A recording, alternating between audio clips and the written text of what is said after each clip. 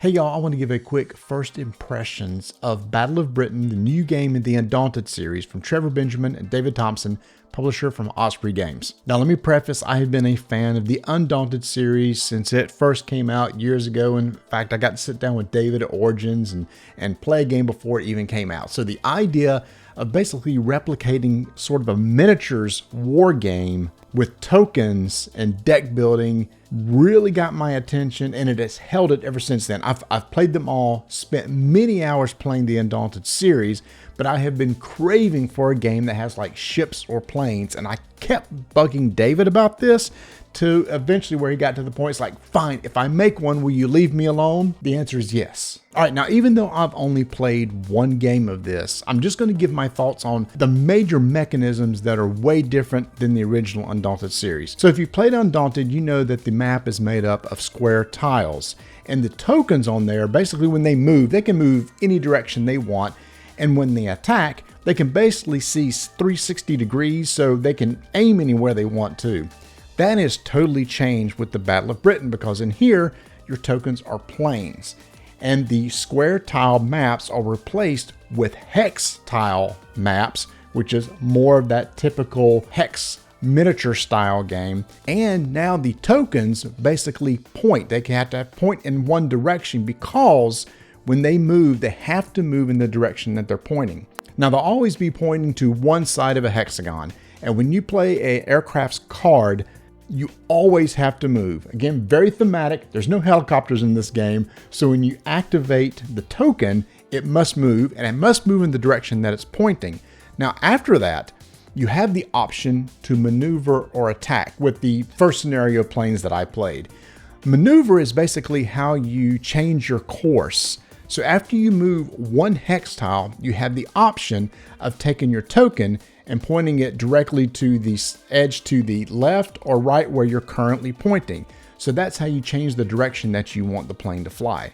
Now, all of a sudden, it becomes an extremely tactical game, because imagine doing basically dogfights. You're trying to get in positions of other planes so that you can fire upon them.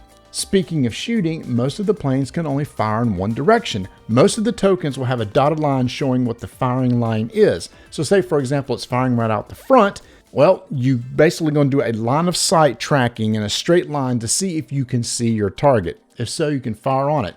If not, then you may need to maneuver where you can get in position to fire. And when you attack the rear, you get additional dice to roll. So now as you're flying around, you want to make sure you never get a bogey on your 6, because they're going to be able to attack you with more dice and have a greater chance to hit. Those differences right there really make this feel like a totally different game. Hex-based maps, the fact that you're pointing in one particular direction. When you move, you must move in that direction. You must take an action to alter your course, and you have to check your firing to see if you can even attack certain targets. Because again, unlike the original Undaunted game where you can see everything around you, this one is totally different. And even though I've only played one game, I'm telling you right now, it is way, way more tactical, because you're constantly trying to get in the position to get the best firing line, meanwhile making sure that nobody's coming up behind you or you're getting in the path of somebody else so that they can take a free shot. It totally makes you rethink about positioning in this game that just didn't happen in the previous Undaunted games. And here's the thing, there's even more. There's ship tokens on the board that can move across the map. There's anti-air attacks that you have to avoid. There are bombers that come into play, so you might be controlling a bomber trying to take out land structures. There's way more to this game than I've even experienced, but just in those little things right there from this first scenario make this feels like unlike any other. In fact, the person I play with said it kind of reminded him of X-Wing. If you've ever played X-Wing, you know how important it is when you play to position your ships correctly. They got the firing arcs and everything like that. That comes into play here. So if you're looking for a more tactical game and you're interested in Battle of Britain, I'm just telling you, just after one game of this, I think you might be interested in checking this out.